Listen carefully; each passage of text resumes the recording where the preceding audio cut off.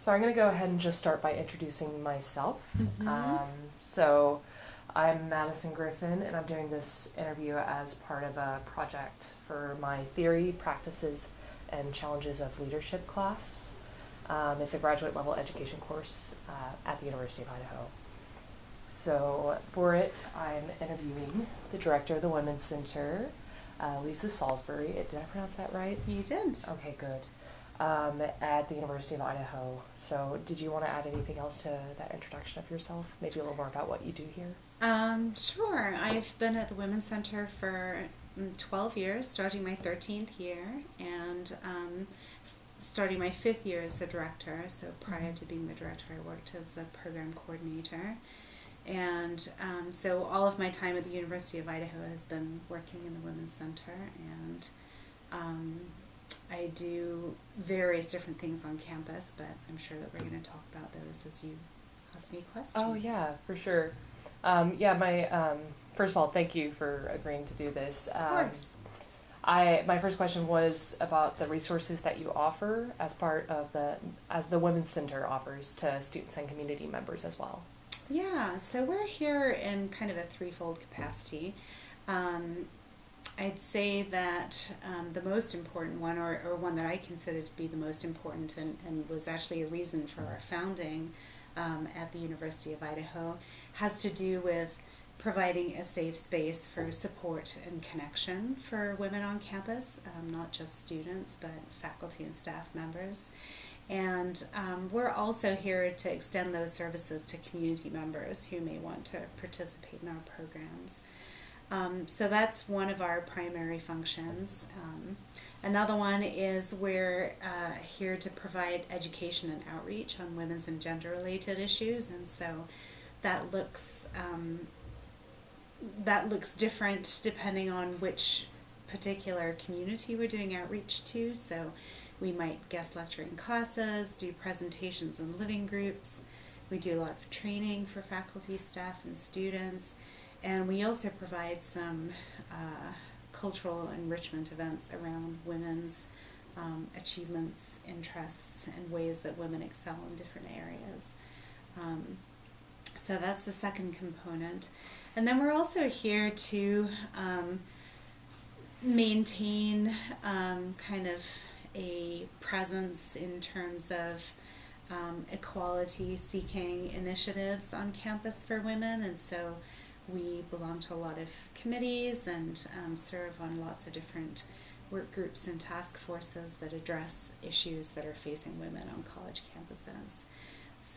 So yeah, I suppose those are, support and connection, education, and advocacy, and we've been doing all of that for 45 years. So I've been here on campus since 1972. This is a good bridging point to talking about the importance of strong women in leadership roles, mm-hmm. and this could be on campus or generally in the community. Mm-hmm. Well, I mean, the obvious one that comes to mind is representation. If you don't have women leaders, then how are women who are not yet leaders going to feel like that's a role that they can fill one day? So I think it's important, especially for young women professionals, to have women in higher ranks that they can look up to, that they can aspire to be. On a more practical level, I think that we need more women in leadership roles because we need more innovation, and we need more outside of the box thinking, and we need, if we just stick with the status quo, then we're not really going to get anywhere.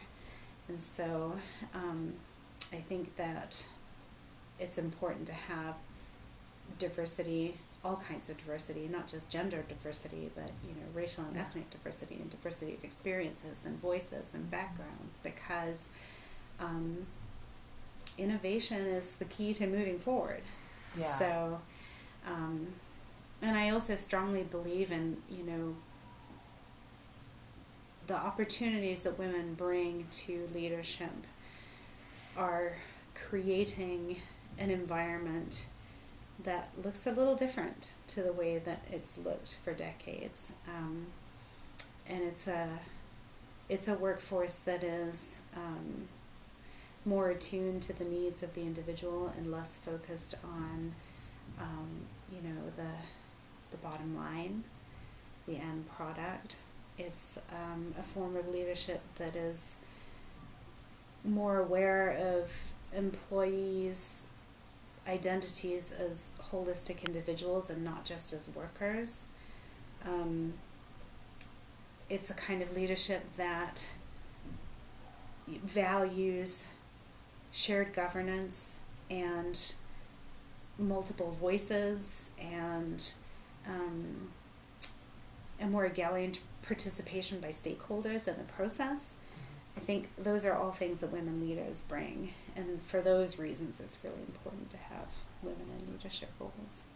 Yeah. So since I am doing this mostly for a leadership class, a lot of my questions following this are going to have the word leader in them, just like you know. Perfect. So just on a more personal note, I was wondering whether you could name a leader that has made an impression on you or maybe inspired you to be who you are. Yeah. I have tremendous respect and admiration for Dr. Rula Awad-Rafferty, who is a faculty member of the College of Art and Architecture. She's currently the chair of their interior design program, and she's originally from Jordan. She's been living in the States for a long time. I believe she came here to University of Idaho to do pursue her undergraduate degree and stayed to did her graduate work, and then became a faculty member here. And she's just extraordinary. She's an extraordinary person. She's probably one of the warmest, most welcoming, kind people I've ever met. And she's a very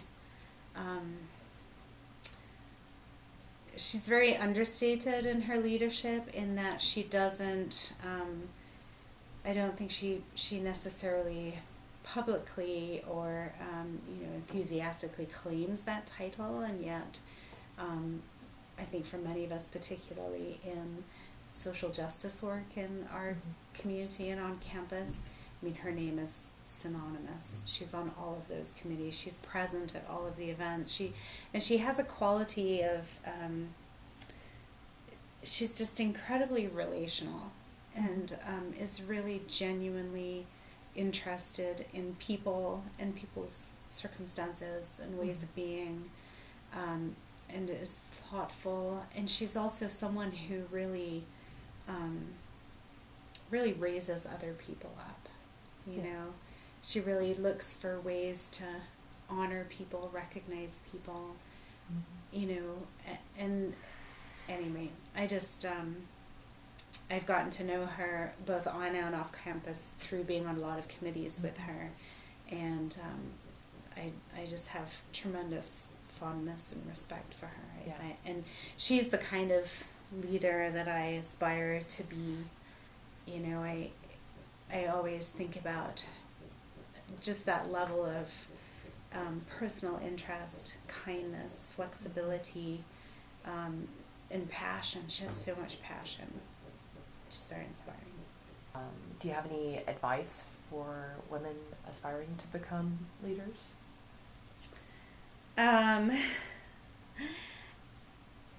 don't know. I mean, I would say, I can talk about the things that are important to me in my leadership, and I think authenticity is really important, although it's really challenging. I think that a lot of women feel pressured to conform to the status quo when they get into a leadership role and to kind of play the game. And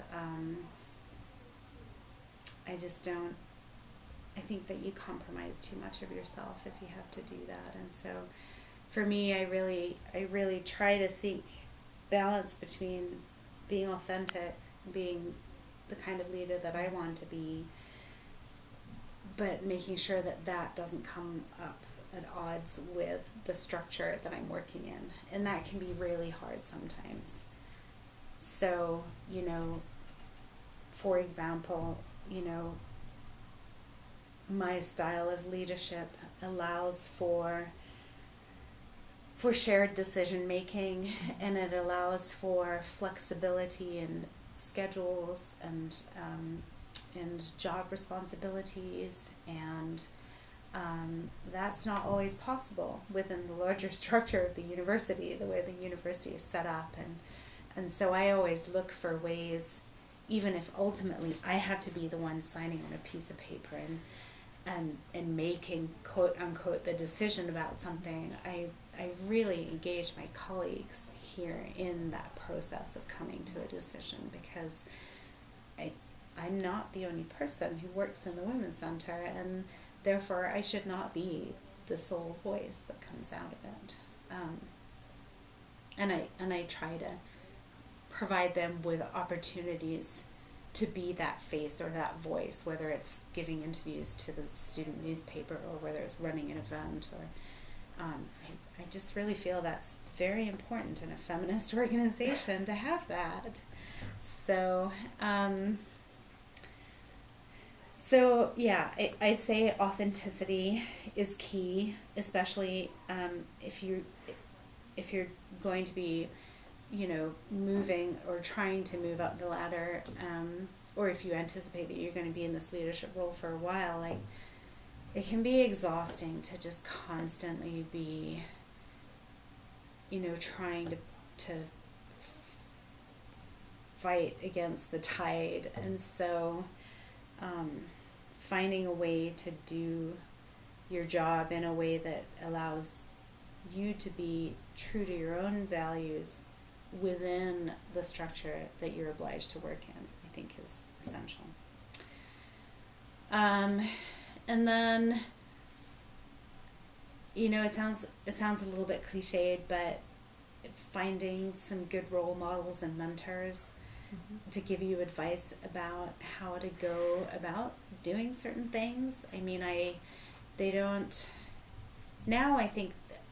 think the university has some kind of orientation or training for new department chairs, but there's nothing in student affairs. There's nothing for new leaders of a unit, and so you have to kind of figure it out as you go along. And so I think having a more senior colleague who can help you, what do I do with this the first time that I encounter, a personnel issue, or that's really helpful, to be able to call someone up and say, I don't know how to do this, or how should I handle this situation.